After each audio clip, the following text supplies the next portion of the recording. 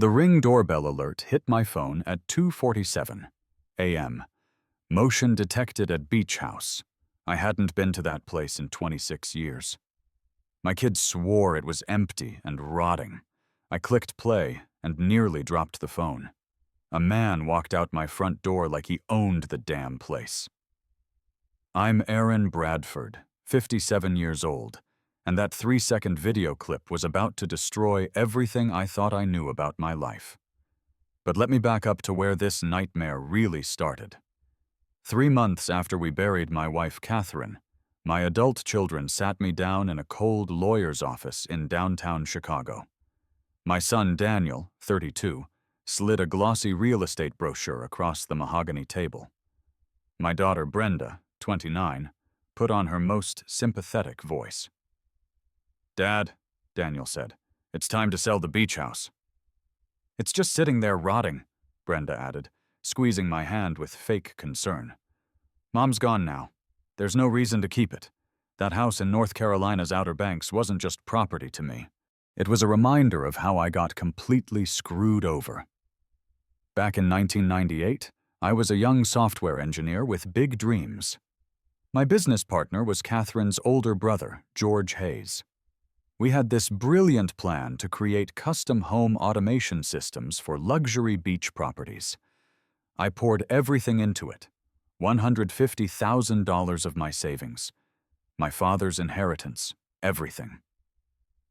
Then one Tuesday morning in October 1998, I walked into our office and found it stripped bare. George had vanished with every penny, leaving me bankrupt and humiliated. We lost everything except that beach house, which Catherine's parents bought back from the bank as a safety net. The shame crushed me. We fled North Carolina with our tails between our legs and started over in Chicago from nothing. I worked 18-hour days for 10 years rebuilding our lives. I missed Daniel's Little League games, Brenda's school plays, all because I had to dig us out of the crater George had blasted in our finances. Catherine took it hard, too. For 2 years, we heard nothing from George.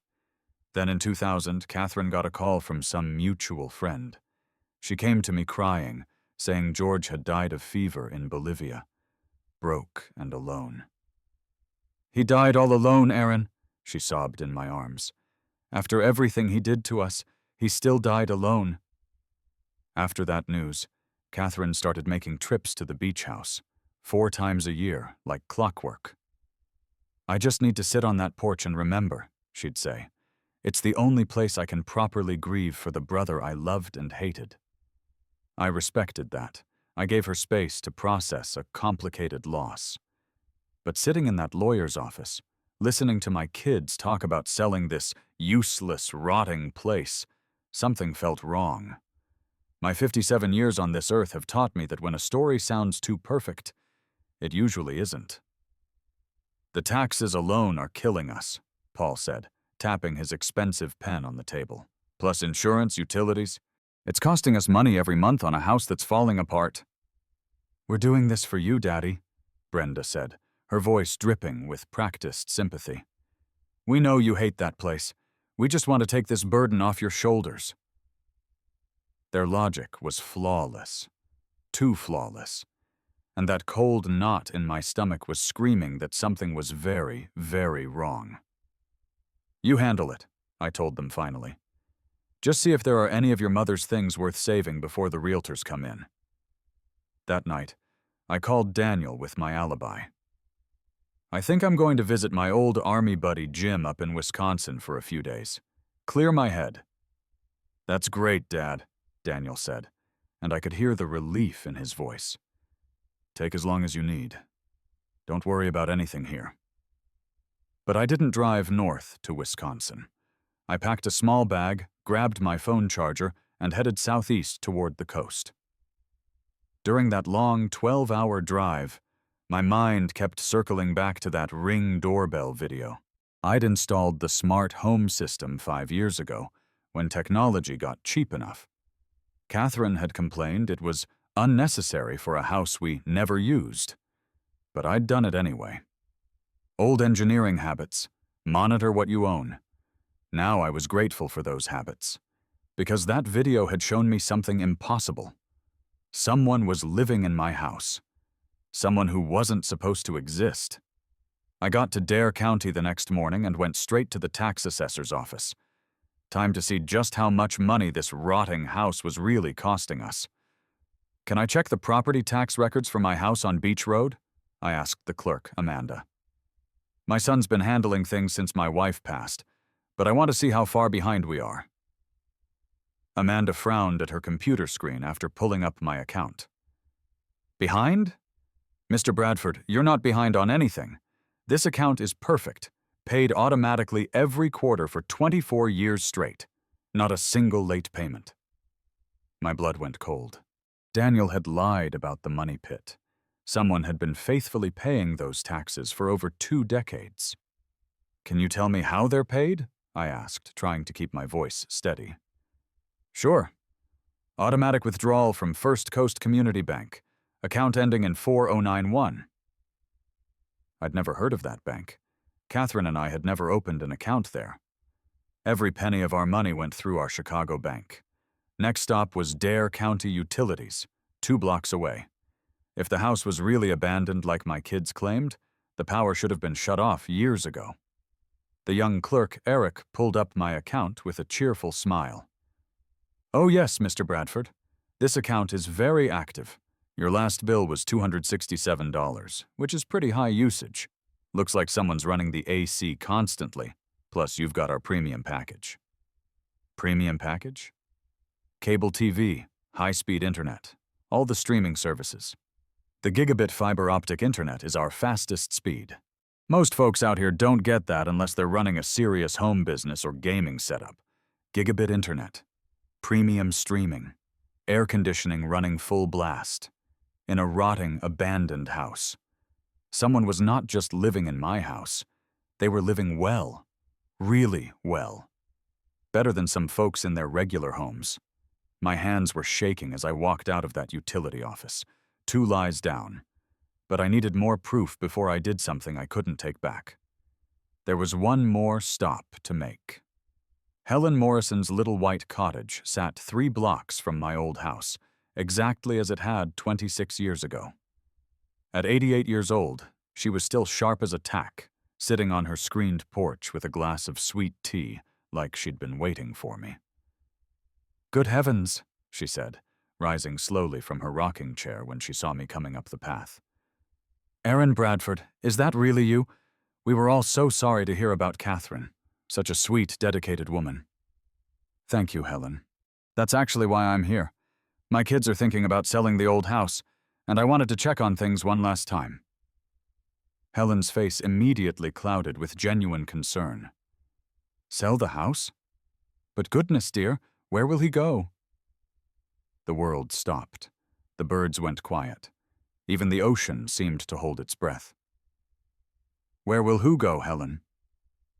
"Why, your relative, dear. The gentleman who lives there." She looked at me with confusion, like I was asking her to explain something obvious. "I always thought it was so Christian of you and Catherine to take care of him all these years, especially after his health problems." My vision started to blur around the edges. "Helen, this relative, do you know his name?" "Oh yes, I remember clearly. Catherine mentioned it years ago when she first brought him to stay. She said, 'It's my brother Helen. It's George. He's been very sick, and Aaron and I are going to take care of him.'" She paused, studying my face with growing concern. "Are you feeling all right, dear? You look pale." George, my business partner, Catherine's brother, the man who stole my life and supposedly died, broke in Bolivia, the man whose death had made Catherine cry for weeks. He wasn't dead. He'd never been dead. He'd been living 12 hours away in my house, eating my food, using my electricity, watching my premium cable TV for 24 years. "Helen," I managed to croak out. "How long has he been there?" "Oh goodness, it must be over 20 years now. Catherine would visit him regular as clockwork, 4 times a year, every year. January, April, July, October. And your children, too, in recent years. Such good kids, bringing groceries and checking on their uncle. It warms my heart to see family taking care of family. My children. My adult children had been bringing groceries to the man who destroyed me. They knew. They'd known, and they'd lied to my face. I should go, I said, backing away from her porch before I collapsed right there in her flower garden. Of course, dear. I'm sure he'll be so happy to see you. It's been far too long. I stumbled back to my car, my legs barely working. The pieces were falling into place, forming a picture so ugly, so twisted, that my mind kept trying to reject it. Catherine hadn't been visiting the beach house to grieve her dead brother. She'd been visiting to take care of her very much alive brother. With my money. Money I'd earned working myself half to death to rebuild what he'd destroyed. The death in Bolivia story was a complete lie. A story designed to make sure I'd never look for him, never suspect he might still be breathing. And it had worked perfectly for 24 years. I drove to the beach house in a daze. The iron gate I'd welded myself in 1998 was rusted but functional. Fresh tire tracks in the dirt showed recent traffic, not the single set you'd expect from abandoned property, but multiple vehicles coming and going regularly. I parked behind some overgrown bushes and just sat there for a moment, staring at the house I'd built with my own hands. It wasn't the decrepit ruin Daniel and Brenda had described. The grass was trimmed. The windows were clean. There were curtains, the same faded yellow floral pattern Catherine's mother used to love. And parked around the side, trying to hide behind an oleander bush, was a beat-up Ford Ranger. Someone's truck. Someone who lived here. My phone buzzed with another Ring doorbell notification. I looked at the screen, and my blood turned to ice. There was George Hayes, walking out the front door like he owned the place. Older, thinner, moving slower than I remembered, but unmistakably him. The man who'd stolen my company, my money, my trust in humanity. He was carrying a bag of garbage to the can by the road, just like any homeowner doing their Saturday chores. In my house, on my property, with my utilities keeping him comfortable. I sat in that car for 10 more minutes, watching him through the Ring app. He moved around the property with the familiarity of someone who'd been there for decades. He watered some plants. He adjusted a porch chair. He lived there. He'd been living there all along. The rage that hit me wasn't hot and explosive. It was cold, focused, and absolutely pure. I'd spent 24 years grieving for this man, believing Catherine when she cried about his lonely death. I'd comforted her through her complicated grief over the brother who'd betrayed us. But she hadn't been grieving. She'd been protecting him. She'd used my sympathy, my love for her, as a shield to hide the fact that she was caring for my enemy with my own money. I pulled the old brass key from my pocket, the spare I'd kept all these years as a reminder of what I'd lost and survived. My hand was steady as I walked to the side door. If they were so confident I'd never come back, they probably hadn't even changed the locks. The key slid in smoothly. The door opened with barely a sound. I was back in my house for the first time in 26 years, and I was about to come face to face with a dead man. The smell hit me first. Not the musty odor of abandonment and decay that should have been in a rotting house. This was the smell of life. Stale cigarette smoke, old coffee, the lingering scent of microwave dinners and human habitation. I stepped into my house for the first time in 26 years, and it was like stepping into an alternate reality. The place was cluttered but lived in. Newspapers stacked on the dining table I'd built with my own hands, coffee mugs on the counter, an ashtray overflowing with cigarette butts. This wasn't some squatter who'd broken in last week. This was someone's home. Through the main living room, I could see the back of my old leather armchair, the one Catherine had bought me for my 35th birthday, the one I'd left behind when we fled to Chicago. Someone was sitting in it, facing the big picture window that looked out over the Atlantic. My heart hammered against my ribs. This was it, the moment of truth. "Hello," I said. My voice came out rougher than I'd intended. The figure in the chair went rigid.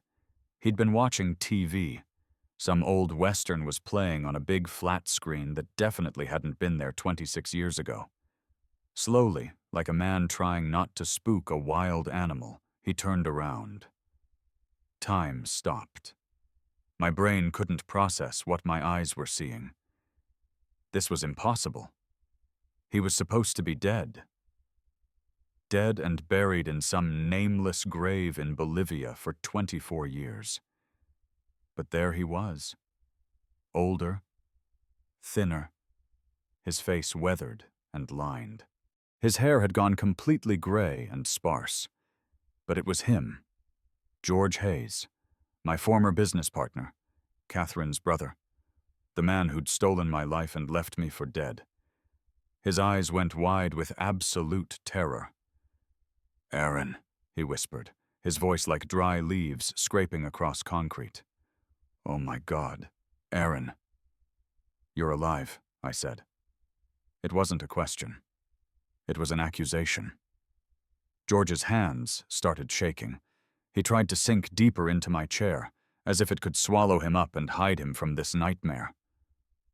"Aaron, please, I can explain." "Explain what? Explain the $150,000? Explain how you destroyed my company? Explain how you're sitting in my house, breathing my air, when you're supposed to be rotting in a grave?" "Please," he whimpered, holding up one trembling hand. "Please, just sit down. Let me tell you what happened." "Oh, I'll stand. You talk. Start with Bolivia." "There was no Bolivia," he said, his voice barely audible. "I made that up. Catherine needed a story to tell you, something to make sure you'd never look for me." The words hit me like physical blows. The confession hung in the air between us. "I took the money," George continued, unable to meet my eyes. "I had this investment opportunity down south, commodities trading. It was supposed to be foolproof, double our money in 6 months. I was going to put it all back, Aaron. You would have been rich. We all would have been. But it went bad. The men I was dealing with, they weren't what they seemed. They took everything. Not just your money, but mine too, everything I had. They thought I was trying to hide assets from them. I had to run, or they would have killed me." I just stared at him. The same weak excuses, the same pathetic justifications. "So you vanished, and left me holding the bag. I was ashamed. I couldn't face you, couldn't face what I'd done to you, to Catherine. I drifted for 2 years, worked under-the-table jobs, slept in shelters. Got sick. My lungs." He gestured weakly at his chest. Started coughing up blood. The doctor said I was dying. "And then you decided to come crawling home." George nodded miserably. "I called Catherine in 2000, begged her just to see me, just to talk. She met me at a truck stop diner outside Charlotte." I could picture it.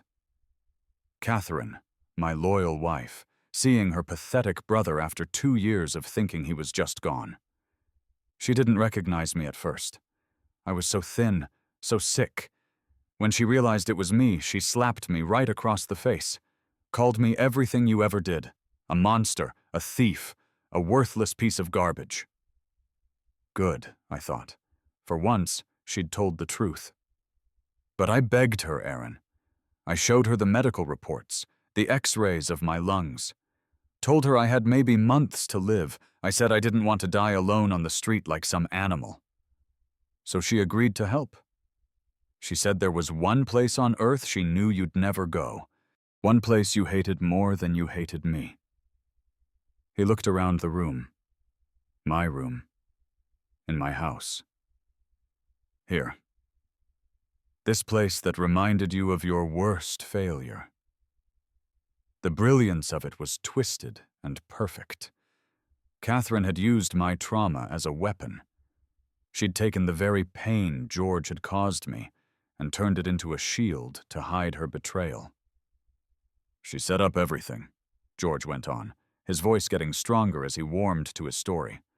The bank account at First Coast Community, monthly deposits to cover the bills, made it all automatic so there wouldn't be any paper trail leading back to Chicago. What money, George? Where did my wife get the funds to support your comfortable little retirement here? For the first time, he looked truly ashamed. Household money. From Chicago. She'd skim a little each month from what you gave her for expenses. You were making good money by then, working so hard. She said you'd never notice. Every 18-hour day, every missed dinner with my kids, every sacrifice I'd made rebuilding our lives from the ashes he'd left behind, I'd been paying for it all. I'd been funding the comfortable lifestyle of the man who'd destroyed me. And Daniel and Brenda? When did they find out about your little arrangement?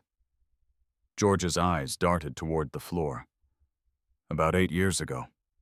Catherine couldn't handle everything herself anymore. The driving down here, bringing supplies. She was getting older. 8 years. My adult children had been actively participating in this betrayal for 8 years. Looking me in the eye at family dinners, hugging me at Christmas, all while knowing they were helping their mother hide my greatest enemy. I pulled out my phone. George's face went white with terror. "What are you doing?"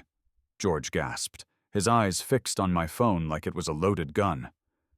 "I'm not calling the police," I said, my voice deadly calm. "I'm doing something much worse. I'm calling your caretakers." I found Daniel's contact and hit speakerphone. The phone rang once, twice.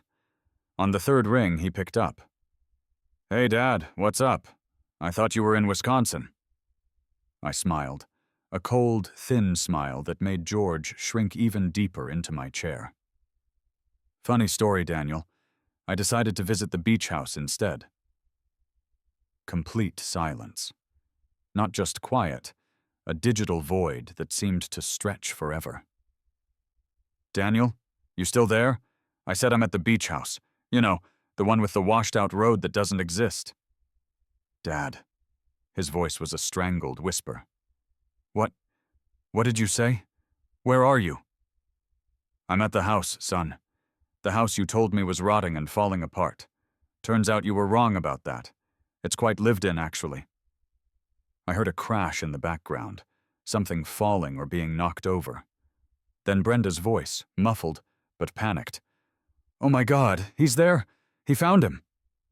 "There's a man here," I continued, staring directly at George's terrified face. "Older gentleman, looks pretty sick." He's sitting in my chair, watching my TV, breathing my air. Says his name is George. Claims he's your uncle, your mother's brother. The one who's been dead for 24 years. "Dad, listen to me," Daniel was shouting now, his voice cracking with desperation. "Don't do anything. Don't say anything. Just wait. We're coming. We're leaving right now." "Coming where, Daniel? I'm in North Carolina. You're in Chicago." "We're driving there now. Just don't hurt him. He's a sick old man. And don't call the police. Promise me you won't call the police." "Hurt him?" I asked, my voice full of fake innocence. "Why would I hurt him? He tells me he's family. Been living here for 24 years on my dime, eating my food, using my electricity, enjoying that premium cable package I've been paying for." I could hear them scrambling in the background, car doors slamming, an engine starting. "Dad, please," Brenda's voice came through the speaker, sobbing. "Please don't do anything until we get there. We can explain everything. It's not what it looks like. It looks like my children have been lying to me for 8 years. It looks like my wife betrayed me every day for 24 years. It looks like I've been the biggest fool in North Carolina." "We were protecting you!" Daniel yelled. "We were protecting Mom. She made us promise never to tell you because she knew it would destroy you." Protecting me by using my money to feed the man who ruined my life? The line went quiet, except for the sound of their car speeding down some highway. 12 hours, I said. That's how long it'll take you to drive here. Gives me plenty of time to think about what I'm going to do with all of you. I hung up and looked at George. He was pale as a sheet, trembling like a leaf in a hurricane. Well, I said, sliding the phone back into my pocket. Looks like we're going to have a family reunion. The next 12 hours passed like some weird fever dream. George didn't try to run. Where could he go? He was a sick, broke old man whose entire support system was built on lies. He just sat in that chair, occasionally coughing into a dirty handkerchief, jumping every time a car passed on the road outside. I spent the time walking through my house, seeing how they'd set up their little scam. The smart home system I'd installed was more sophisticated than George knew. Every room had cameras, motion sensors, temperature controls. I could monitor everything from my phone in Chicago if I wanted to. The refrigerator was stocked with diabetic-friendly food. There were prescription bottles on the kitchen counter, heart medication, blood pressure pills, stuff for his lungs. My utility bills had been paying for a full-scale medical management operation. When the sun started setting, I sat on the front porch in my old rocking chair and waited. I heard them coming long before I saw them. An engine being pushed too hard, tires screaming on the turns. Their headlights swept across the yard as they skidded to a stop in a spray of gravel. Daniel and Brenda fell out of their SUV looking like they'd been through a war. Hair wild, clothes wrinkled from 12 hours of panicked driving, faces streaked with exhaustion and terror. "Dad!" Brenda ran toward the porch, stumbling in the sandy dirt. "Daddy, please, we can explain everything." "I'm sure you can," I said calmly. "You've had 8 years to perfect your story." Daniel tried to take control, his business instincts kicking in. "Dad, you're right to be angry. What we did was wrong, but it's over now. We just need to figure out how to fix this." "Fix it how?" "We find Uncle George a nursing home. Get him proper care far away from here. Clean this place up. Sell it like we planned. Split the money. Put this whole nightmare behind us." I let them talk. Let them lay out their neat little plan to make their problem disappear. When they were done, I smiled. "No." "What do you mean, no?" I stood up from the rocking chair, feeling taller and stronger than I had in years. "We're not selling this house. George isn't going anywhere. This house is now a prison. He's the prisoner, and you two are the guards." They stared at me like I was speaking a foreign language. "From now on," I said clearly, "you are 100% financially responsible for that man. His food, his medicine, his cable TV, his internet, his property taxes. Every penny comes out of your pockets, not mine." "We can't afford that," Daniel protested. "We have mortgages, kids in school. It would bankrupt us." "Funny how that works, isn't it? Now you know how I felt in 1998. "We'll just leave," Brenda threatened, her tears turning to anger. "We'll walk away. You can't make us stay." "Oh, but I can. See, I'm installing a complete smart home monitoring system. Cameras in every room, sensors on every door, automated tracking of every utility bill. I'll know if George misses a meal. I'll know if the power gets shut off to save money. I'll know everything." "And if we don't comply?" Daniel asked, though I could see in his eyes that he already knew. "I make one phone call, to the police, to tell them that my adult children have been harboring a fugitive for 8 years, aiding and abetting, conspiracy, accessory after the fact. Those are serious charges, the kind that end careers and destroy reputations." The fight went out of them like air from a punctured balloon. They were trapped, and they knew it. They couldn't sell the house because I owned it. They couldn't abandon George because I'd ruin them if they did. They were chained to this place, to him, by their own choices. I walked past them to my car. I didn't need it anymore. I'd already called a cab to take me to the Norfolk airport. "Where are you going?" Brenda asked in a small, broken voice. Back to Chicago. Back to my real life. The life I built after your uncle destroyed the first one. Dad, please. We're your children. I stopped and turned around one last time. My children died 8 years ago when they chose to lie to me. You're strangers who happen to share my last name. 6 months later, Daniel calls me every Sunday to report on Uncle George's condition. The smart home system works perfectly. I can see everything from Chicago. Every meal, every visitor, every bill payment. They've learned to live within their means, sold Daniel's expensive car, canceled their vacations. They're discovering what I learned in 1998. Sometimes the people you trust most will screw you harder than any stranger ever could. The difference is, I got to rebuild my life. They get to spend theirs paying for the choices they made. Sometimes justice isn't about forgiveness or moving on. Sometimes it's about making sure people face the consequences of their actions. Catherine thought she could protect her brother and keep her husband by lying to me for 24 years. My kids thought they could participate in that lie without any cost. They were all wrong. The truth always finds a way out, even if it takes 26 years. And when it doesn't ask for permission. It just settles the score. Here's what I learned at 57 that I wish I'd known at 31. The people who claim to love you the most are often the ones capable of betraying you the deepest because they know exactly where to aim the knife.